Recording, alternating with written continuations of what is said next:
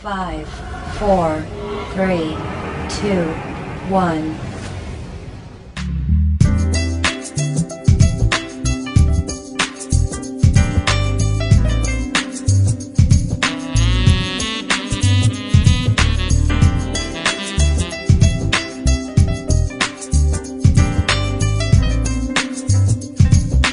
Love goes around.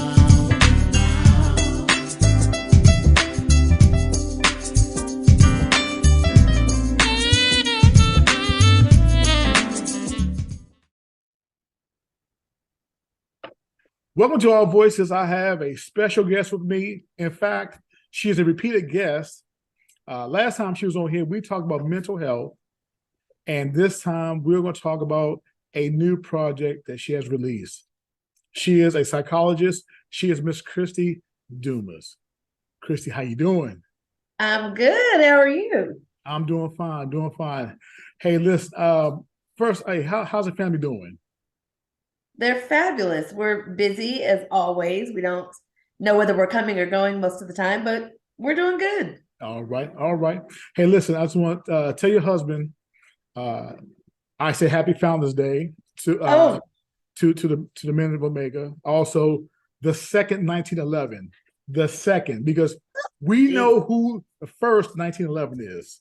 Well, he would tell you that you had the right year, just the wrong month. So I can tell you what his response is going to be. I can do it for him. Well, tell him stop drinking so much. That's anyway. That's another day. Another story. It's all right. I love you all. I love you all. Kristie, please tell the viewers, your audience, something about Kristie Dumas, and tell me how do we get to, well, tell me something about Kristie Dumas. So something to know about Kristie Dumas is I am a hopeless optimist. The glass is always going to be half full for me, and it's the way that I look at life. After having some real adverse lived experiences, it changes your perspective on what is possible and how you want to live your life every single day. I'm very deliberate with my time, with my energy, with my care and compassion every single day. And I live intentionally. I get up in the morning setting intentions about what that day is going to look like and how I want to impact the world. So that's me in a nutshell. I err on the side of positivity, and I believe in the impossible. All right. Kristie, you have a new book out. And let me say this right here. I interviewed your soror, Lakeisha Brown, and her book, excellent book. You have a book out. Please tell the viewers the title of the book and what's it about. So the title of the book is Unstuck, Moving Toward Your Ideal Life. And it truly is about ways that you can move toward your ideal life. It is a self-reflective opportunity. That's what I like to call it. It's an opportunity to do a self-assessment and to be very reflective about what keeps you from living that ideal life, what keeps you from attaining all of the things that you want. It's being very transparent and vulnerable. I talk about my lowest lows, the death of my child. I talk about an abusive supervisory relationship with the owner of the private firm that I worked for. And it really gets to the nuts and bolts of why it is not okay to freeze. And it really encourages readers to make moves afraid. Just do it scared. Just go out. You always don't have a beautifully scripted plan. I mean, none of us had a plan for COVID and when it hit and what we were going to do and what that was even going to look like. So this book is an opportunity for people to really be reflective and to show up as their best selves. I say opportunity because it is an interactive book. There are activities and there are chances to really dig deep and be vulnerable and have the best outcome and solutions. Kristie, when you were in preparations of writing this book, please tell me, did you come across any obstacles along the way, or you had all thoughts put together and you just put them on paper? I think all of my thoughts were together and it was very easy for me to write and put it on paper. That wasn't the challenge for me. The challenge was getting it done. The challenge was being disciplined enough to say, all right, we got chapter 2 down. Now we're moving on to chapter 3. It was the discipline to really stick with it and see it through, since it's Founders Day for the Bros, see it through to the end for a completed work. I am a writer, and so that wasn't the challenge. I wrote it probably pretty quickly. It was making sure that it was arranged in the way that it flowed and that it made sense and that it was cohesive. It was the editing. I'm a stickler about typos and being grammatically correct. Those things are very important to me. And so that took the longest amount of time, making sure that I was presenting a well-rounded, scholarly, yet relatable project. When you say well-rounded, is there like a target age range? There's not really a target age range. It's anybody who is honest enough to say, I'm stuck or I have been stuck, or every single area of my life may not be where I want it to be, and how can I improve that? I did another interview today for a young lady who has a platform that's called My Smile Has a Story to Tell. And what she was sharing with me is that, one, she loved my book, but two, she gave it to her daughter. She bought one for her daughter who was in college and just feeling very disconnected from the collegial process and sort of floundering the ways that I spoke about in the book. And she said, I bought it for my daughter who is in college, and it has been the pinnacle of her comeback story. And she said what really resonated with her daughter most was the chapter about making moves afraid.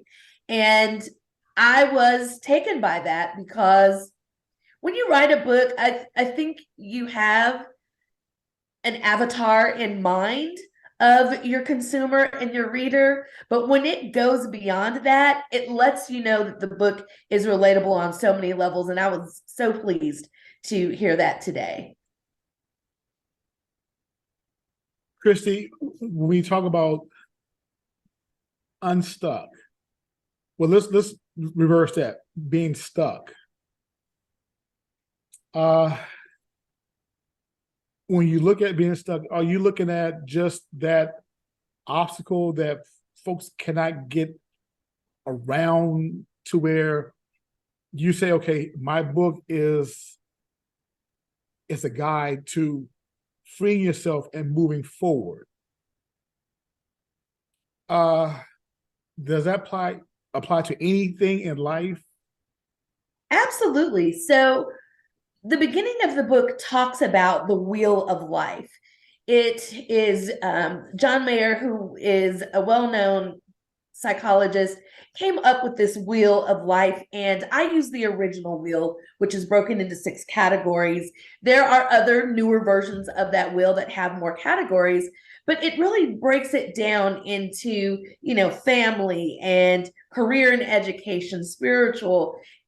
And this wheel is thought to encompass all of the aspects of our life that make our lives and that wheel go around. I give the analogy that every part of the wheel doesn't have to be broken down. It's like a tire. It only takes one good nail and one puncture in that tire to bring the whole tire to a flat. And it's the same with our lives.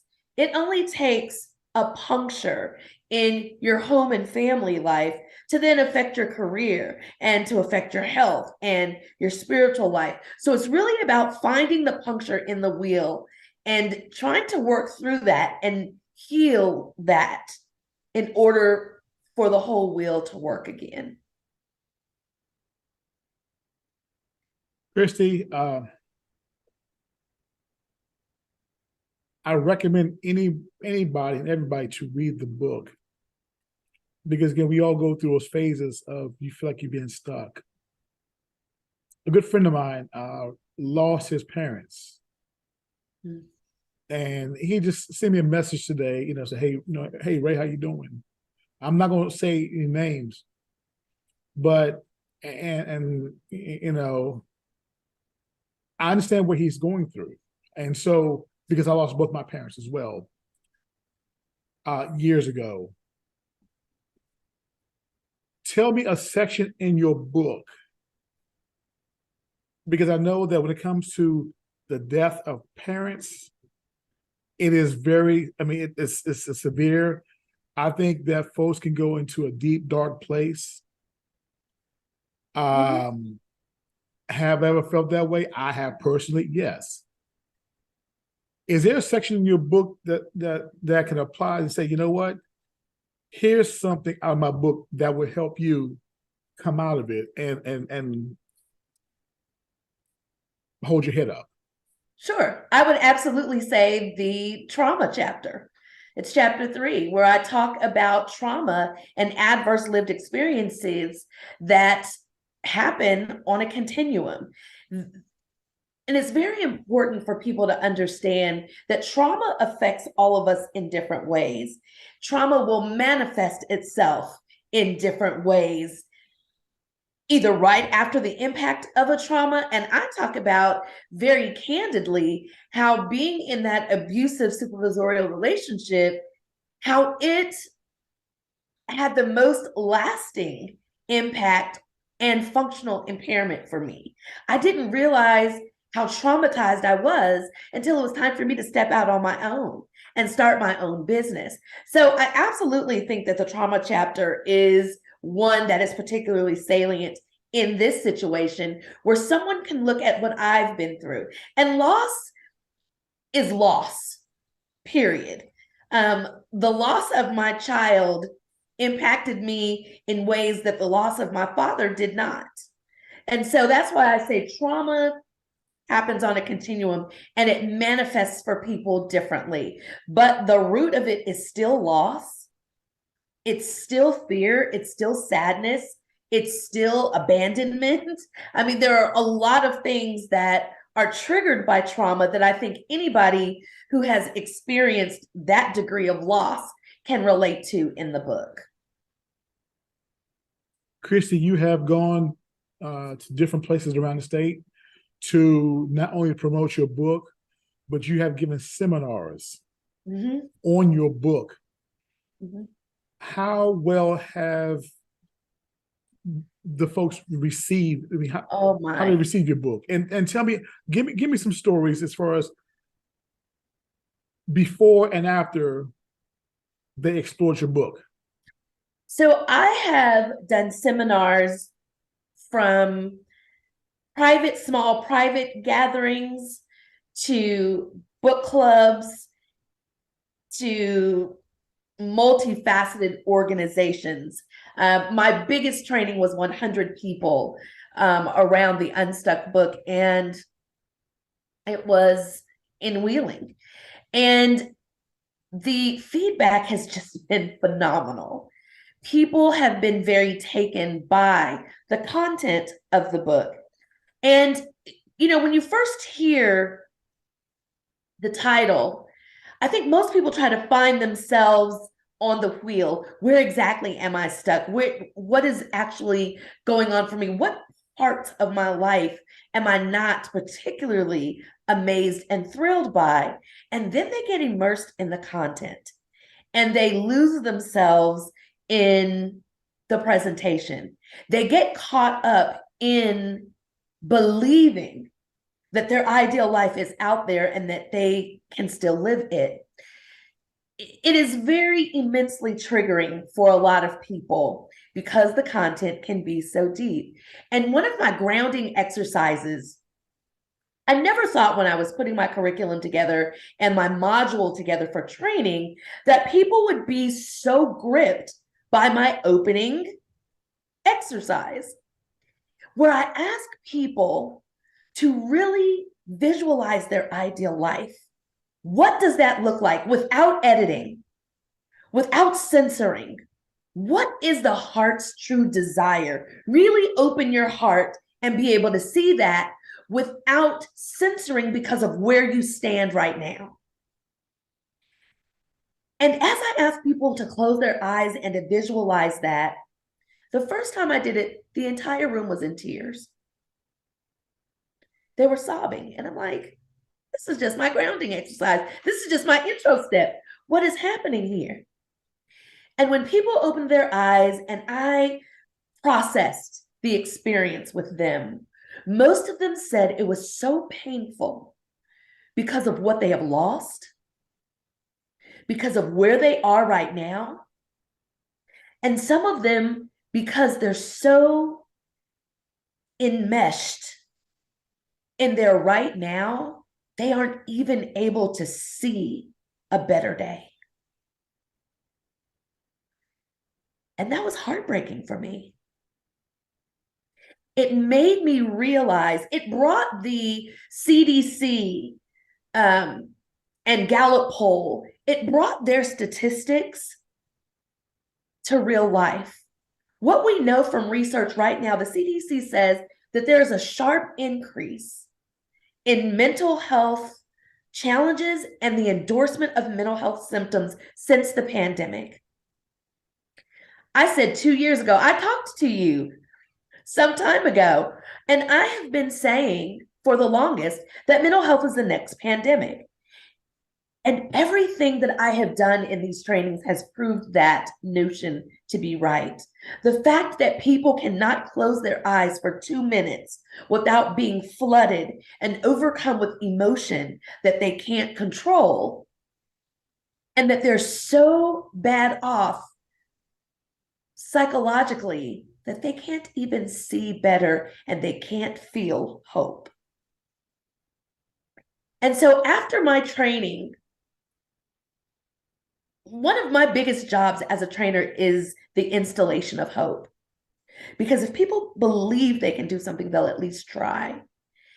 And people have come back to me after trainings. They email me. They send me private messages on my social media platforms. They go on my website and use the Contact Us section to tell me that since the training, they have seen such a difference in their energy level, in their willingness to take risks. They're able to acknowledge that they are scared to death, but they're still moving towards goals. They're still moving towards a better life. And the trainings have just been so impactful, and I couldn't be happier about that. Kristie, how you mentioned mental health. Would this be a good tool for police departments around the country to Yes. pick up and learn? Because as you well know, that another pandemic that has taken place, and that is the killing of unarmed Black men by the hands of police with little to no conviction. Let's say you have a cop on the force who is young, he's eager to get out there, he's a little bit trigger happy, kind of like Mel Gibson in Lethal Weapon, the first one. What would you say to him to kind of de-escalate the situation? Say, okay, if you come in encounter with a civilian, it may be a mental health situation, but the extreme answer isn't shoot to kill. What would be the alternative to de-escalate the situation, and how would you reference your book into that? So one of the things that I was very adamant about, and it is in the how to use this book section of the book, is that this is a great mental health tool. It's a great tool for practitioners. It's a great tool for therapists. Of course, it's a great tool for anyone who is interfacing with the public where there may be very intense situations. I also say in the how to use this book that even if you are not stuck, even if you are not experiencing any mental health challenges, which for me is very hard to believe from anyone who is living, breathing, and existing post-COVID era. But this is also a book that is great to give you a little bit of insight into the mind and the heart of someone who is struggling with mental health challenges. And even as a psychologist, there were times that I was certainly in darker places than I have known in my life in the last 2 to 3 years. And so any person in law enforcement can pick up this book and understand what most people are walking around with every day. I tell people all the time, it is important to understand what we bring to work. It is we have to know, even as law enforcement, I'm ex-federal law enforcement. It's important to know what you bring to work when you interact with people who are having mental health challenges or similar challenges than what you're having at home. Imagine what that is like, to know that what you walk around with, if you're in law enforcement, what you walk around with and what you bring to work, the lens by which you see the world, somebody else is looking at it from a totally different lens, and you're meeting up in often a hostile or aggressive situation. So what it takes is us understanding that we are all dealing with something, and we are all trying to live through this life, and we have it on our shoulder or our back every single day. And, you know, when I think about law enforcement, one of the things that is so critical, we talk a lot about cultural competency, which is absolutely important, but we keep leaving out the mental health conversation and training that needs to take place. So a lot of times when you hear a call or a call goes out and law enforcement needs to respond and the ambulance, many times when you show up on the scene, beyond a legal issue, it is a mental health issue that almost nobody who shows up in response to the call is trained to handle. And so that is a problem and a conversation that needs to be had. I got a few more questions. I'm going to let you go.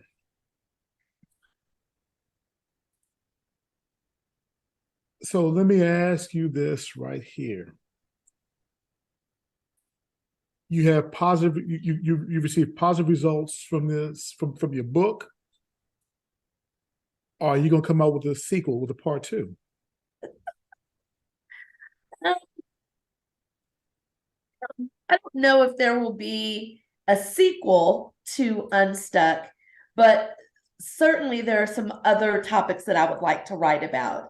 I have come to realize that what people are most drawn to is my ability and willingness to be vulnerable, to talk about the things that are difficult for me, to talk about the things that I have learned, and to be able to pass on those things on to other people. And I think I'm my best tool. I'm my own best tool when it comes to helping people and moving people to a place of reconciliation. So certainly there will be more books and more writing.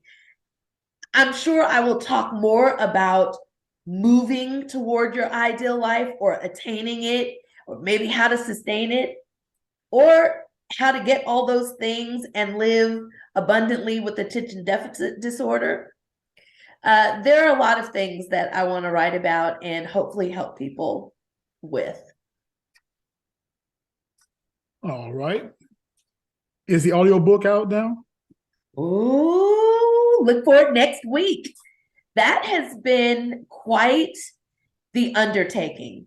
Writing the book was, I told you, much easier than editing and organizing and formatting. And I would take the audiobook just even a step beyond that challenge. But we are looking to have that available next week. And you see all this attitude and sassafras? You know, I couldn't let anybody else read the book. So it is read by the author. All right. All right. But before I let you go, you have a podcast also. I do. See, you look, you like me, you just stay busy. I do. It's called the Bloody Mary Quilt Society. So what's that all about? So it's my friend and I, Melissa Jane Keaton, she is a dentist and I'm a psychologist, and she is born and raised in Appalachia. I am not, but I have parents who were both from the South, but I grew up in California. And so we are storytellers, and we tell stories about our past. We tell stories about the present. And we have, on occasion, done some really serious content. Most of our stories are complete shenanigans, and we laugh and we have a great time, because with all that's going on in the world, you need something that's lighthearted that you can just laugh and enjoy and be entertained. But we have taken on some really serious topics. We did a mental health series. There are about 5 or 6 episodes in that series where we get down and dirty and we talk about mental health. And we've had guests on the show before that have talked about their own struggles with mental health. We've done body image episodes where we really talk about setting our own beauty standards and what that looks like and what that means to us. We started it really for marketing and PR purposes, to push some of the other things that we're interested in and that we want to do. It was suggested by my publicist, and we just started. We had no clue that it would have thousands and thousands of downloads. It has been wildly successful. It's just a good experience and a great opportunity for us to connect with the public and also push some of the things that we're really passionate about. So Bloody Mary Quilt Society, it's on all streaming platforms. I'm gonna have to check it out, or maybe be a guest on it if I ever get an invite. Yes, come on. We'd love to. We'd love to have guests. We have a great time on that show. All right. I'm on that show. Kristie, I'm gonna give you the last word. I'll give you a minute. I got some money in my pocket. I want it. How do I go about getting it? How much does it cost? I mean, was it? Well, I got a free copy because I bought someone else's book. I made copies of it with a copy machine, so I got my copy. No, I'm joking. I'm joking. Okay. It's on Amazon. It is available on Amazon. All you have to do is put in Unstuck. The sales have been amazing. So when you put it in, it's the first thing that populates up. So we're doing very well in the Google and the Amazon algorithms. So get it on Amazon. It will be available on Barnes & Noble as well. But I know most people are going to go to Amazon. They hit Google and they go right there. And the audiobook will be available on Audible. So next week? Next week. All right. Good. Now, again, I've interviewed Keisha. I've interviewed you. I got 2 more. You Deltas, you all are putting in the work on these books here now. Yes, my sorors are making it happen in the literary world. I love it. Yes, yes, yes. I may come out with a book also. I got to put pictures in mine. So People like pictures. We're very visual creatures. So yeah. Kristie Dumas, thank you very much for coming on Our Voices. thanks for having You me. take care and be safe, okay? Thank you. Don't go anywhere. Hold on. All right.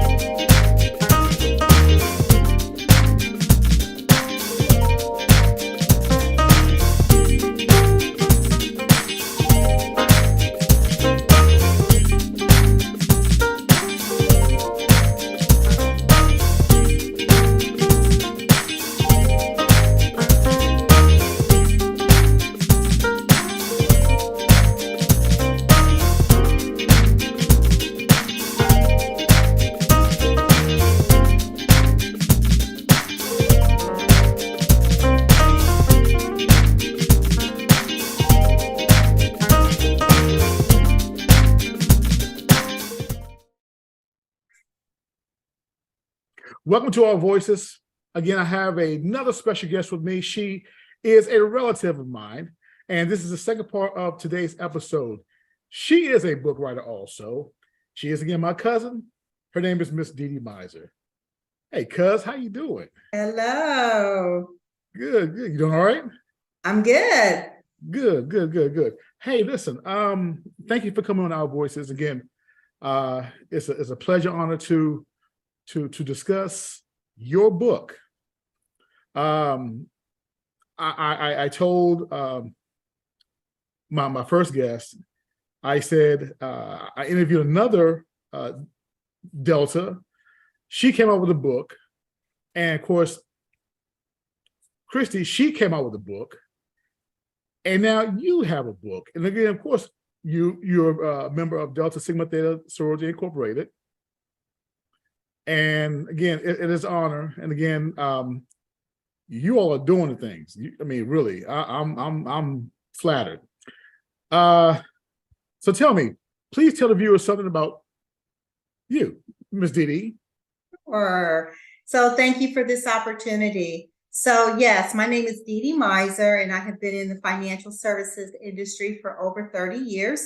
I work for a Fortune 100 company in the financial services industry as a senior executive, and I worked there for over 35 years. Back in 2020, I decided to leave that company and start my own business. Right now, I am a business coach. I've been a business coach certified for over 12 years. So I have a coaching and consulting company. It's an LLC. And then I also work for a company called Go Fund Your Life. And what I'm doing at that company is I'm helping people of color prepare and live well in retirement, as well as helping small businesses start retirement plans for their associates. So I wrote this book actually to help millennials and Generation Z as they begin to enter the workforce. Dede, let's get this started. Tell me, when did you get the vision to write this book? So I guess I've always, I don't know that I will say I had the vision to write the book. I always tell people I'm a talker, not a writer. However, just being in the financial services industry, and it was an industry that basically it's really made up of mostly white men, very few women of color, very few women actually, period. It was just a really difficult time going through my career with not having people that looked like me that could mentor me. So I always said to myself that once I got out of the industry, it was my goal to try to encourage more people of color to get into financial services. And I was in financial services, and I was in a frontline role. I've been in the sales organization for over 25 years. So just being in sales, I traveled all the time. I was the face of the company, going out to some of the largest banks in the country, going out to independent broker-dealer companies and not really seeing anyone that looked like me. So I had it always in my heart to try to really take what I had learned to try to encourage other young people to get into the industry. So that's kind of how it all started as to why I really wanted to write the book. Also, I ran an internship program when I did work at that Fortune 100 company, and I just fell in love with millennials and just was so fascinated with them and how they worked and what they did and why they were getting on all the managers' nerves and why no one wanted to manage the millennials. So I just had such an interest in them that I decided to do my master's work around millennials in the workforce and how to keep them engaged and how to keep them satisfied. So I just have this love of and appreciation of the younger generation, and my goal is to really do whatever I can to help them. Now, you've already answered one of my questions. When I asked, the question was, does this book pertain to a certain age group? And you said Gen Z and millennials.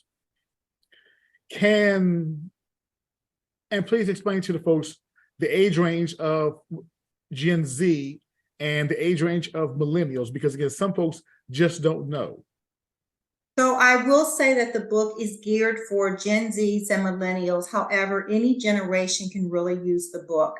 So when I think of the Gen Zs, they're the newest generation in the workforce. They just stepped into the workforce. Many of them have never worked in an office. They've been working from home. They have no clue how to build relationships. They have no clue on how to network and really move their career forward. So this book will probably help them more so than even the millennials, because the millennials have already been in the workforce.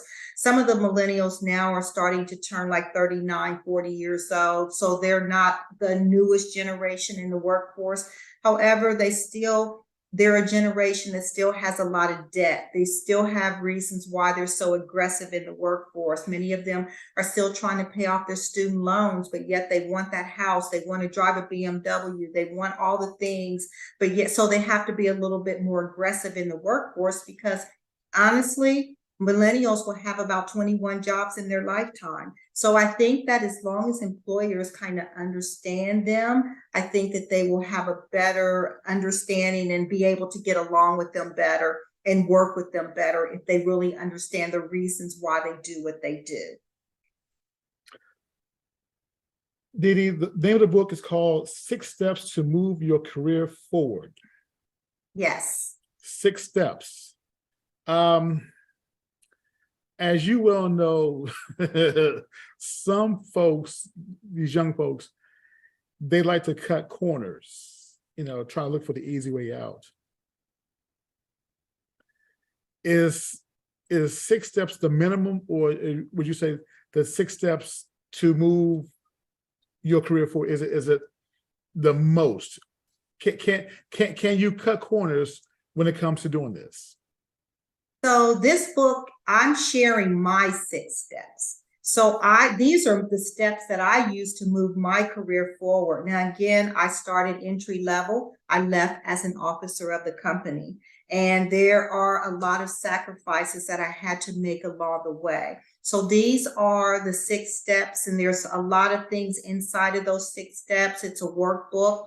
There's things that you have to do. I would say that there could be more than 6. These were my 6, but these 6, I had to make sacrifices. And I feel like if you really want to move your career forward, you can't move your career forward if you're not willing to make sacrifices and do the work. This is work. This calls for strategy. This book is a book of strategy. And you have to build strategy in order to do it. As I had shared before, I'm a woman of color. There were not people that looked like me where I worked. And when we did find someone that came in that looked like I did, they didn't stay long because it's not always an inclusive organization. And it's not just financial services. So it's other industries where there's very few women, very few people of color. So it's not just one industry. There's multiple industries that are the absolute same way. So I would say that these were my steps that I used. They were painful steps. I mean, I'm standing here with 2 master's degrees because I felt like I had to keep being better. Like going into those interviews, I could not go in with the same thing that the person interviewing with me had. I felt like I had to have 1 step ahead, always being 1 step ahead. Now, is that for everyone? No. Does everyone need to do that in their careers? No, but it was just a particular career that I was in that was necessary for me to do. Dede, when we talk about, I believe it's a case of trying to break the glass ceiling, would you say? Now, as far as with that, do you feel it's more of a concrete ceiling? Because I mean, I like you said, it's hard to really get in that space of being there. You follow me? I mean, again, if correct me if I'm wrong. I mean, there's not a lot of us that are in the boardrooms. Correct. You have to want to be. I mean, for my situation, when I started out entry level, I'm out there doing my work and I'm watching the executives go in the room and make decisions. I decided personally that I wanted to be in that room to make the decisions. I did not want to be out there as a worker. My role was I want to be in there because I want to make decisions on what the people are doing. So it was just a personal choice. It was what I wanted for myself. Everyone doesn't want that. It has to be what you want. And you have to work hard for it because it doesn't come easy. The old saying goes, it's hard to climb and it's easy to fall. Yes.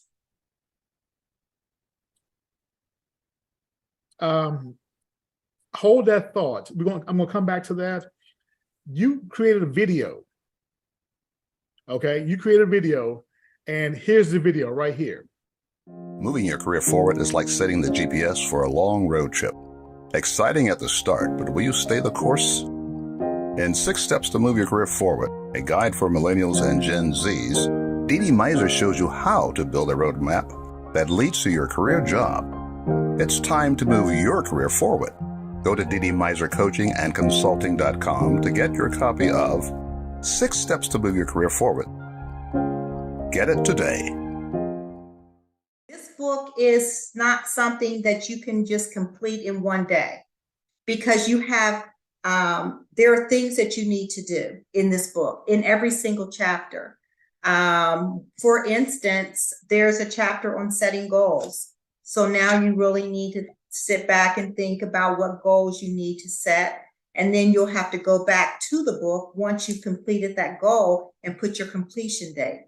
There's a part where you have to figure out how many mentors do you have? Do you have the right mentors? If you don't, you have to put down the name of the mentor that you want to maybe contact to see if they would be willing to mentor you.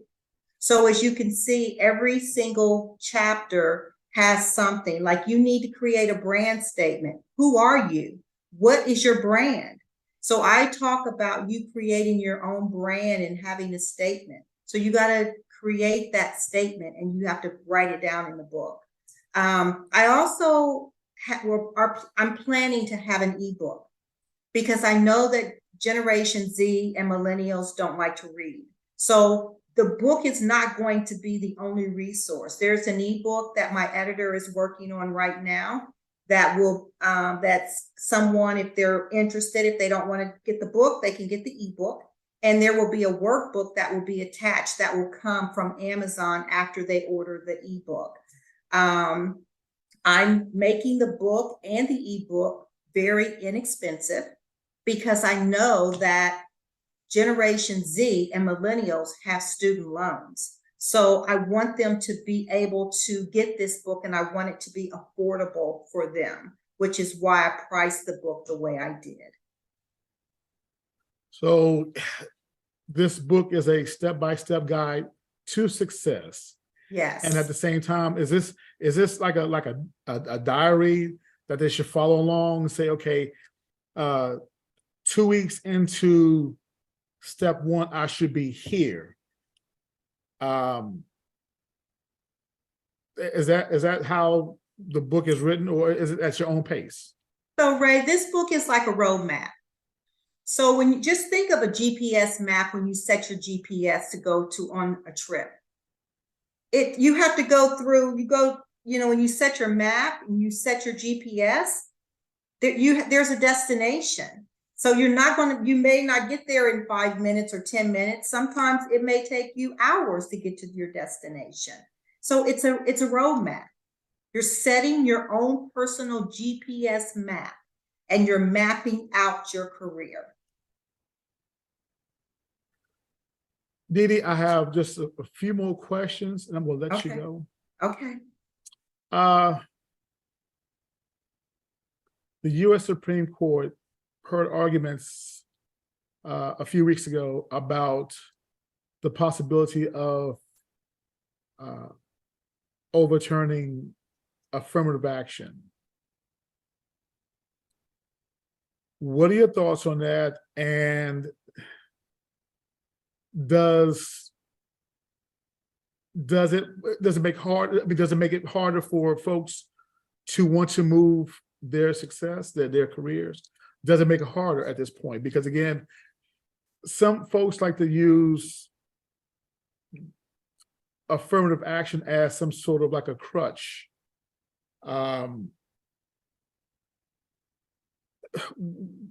What do you say about that?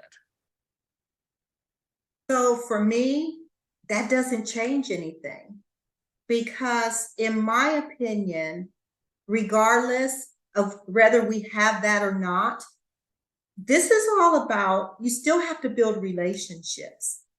So even though I share that it was a roadmap and it took me some time to get to where I wanted to go, honestly, truthfully, I could never have gotten there without sponsors. And my sponsors did not look like me, because I could not, if I was just depending on everyone that looked like me to get me to where I ultimately wanted to go, would never have happened. So I would say that, and there's a section in the book that talks about the importance of having sponsors. There's, you have to have multiple people in your life.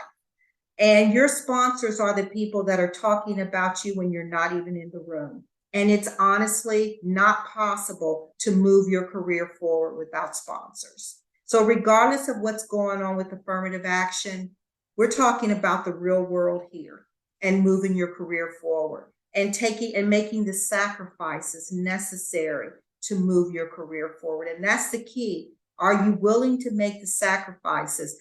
There is a section in the book called What to Do in the Meantime, as you wait for that promotion.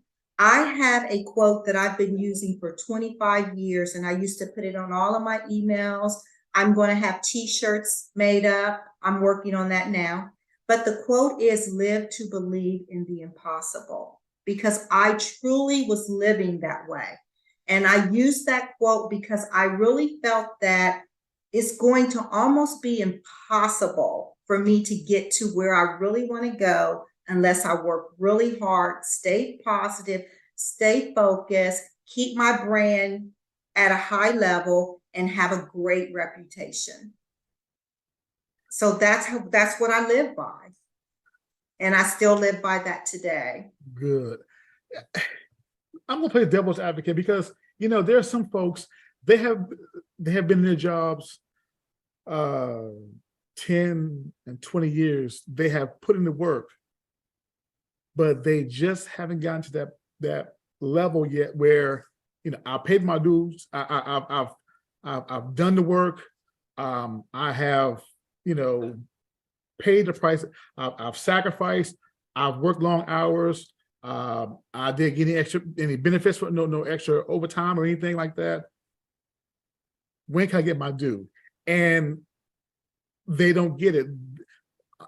Then what are your words of advice at that point?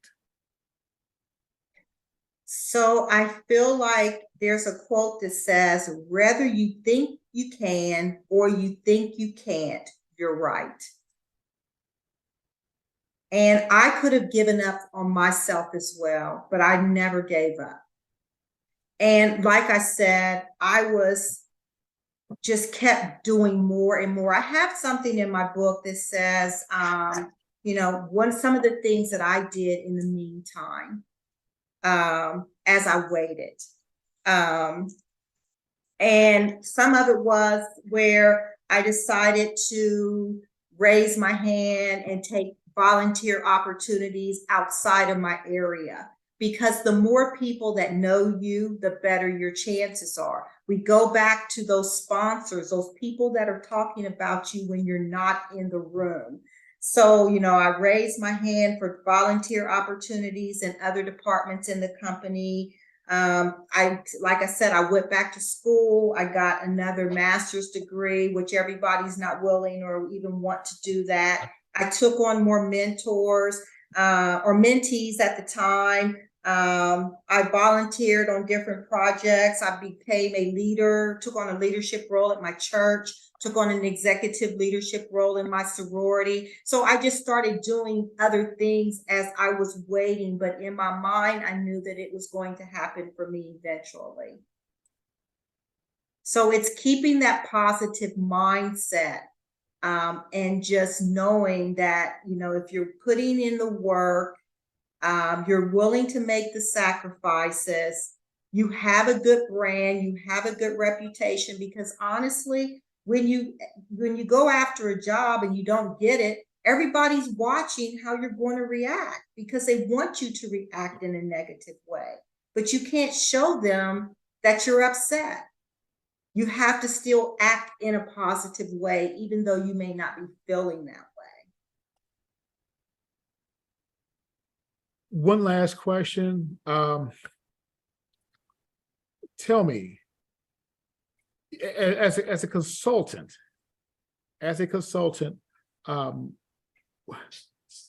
do you do online consultations as well? I Or just in do. person?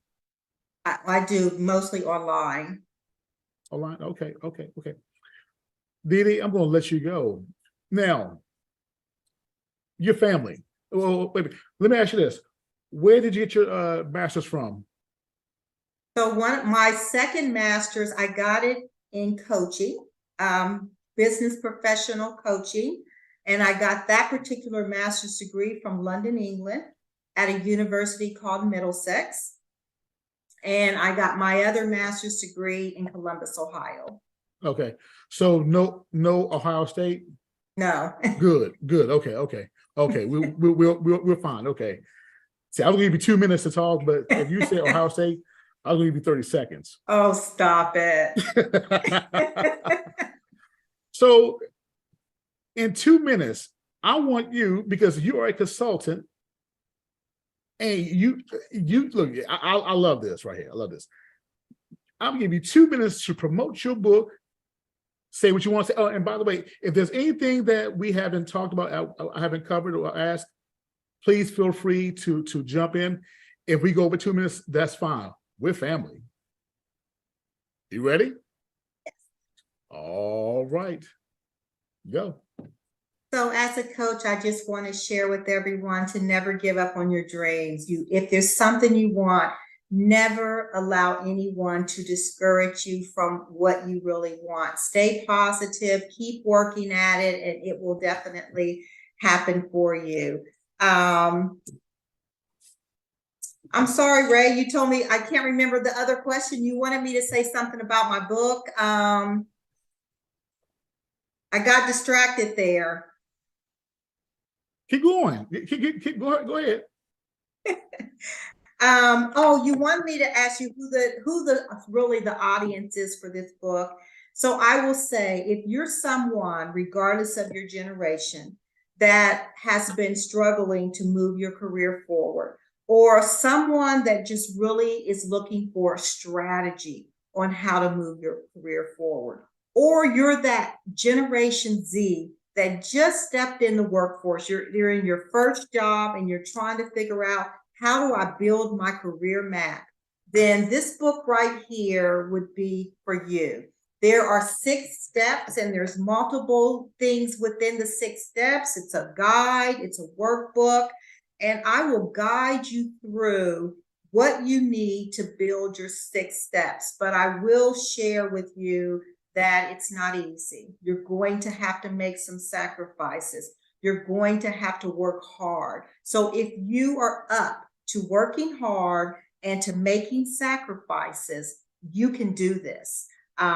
So let's get started. And like I said, I do have my own consulting company. So if you would like to meet with me, in the video, you can go to Dede Miser Consulting, Coaching and Consulting, and you can put your name in there and I will reach out to you and maybe we can have a conversation. So with that, I say good luck to everyone. Stay positive. I believe in you. I know you can do it. Just, you just have to work hard and you can do it. I'm a living witness. It can happen for you. If it can happen for me, and like I said, I had a quote, live to believe in the impossible, for over 20 years. I used that quote and I'm still using it today.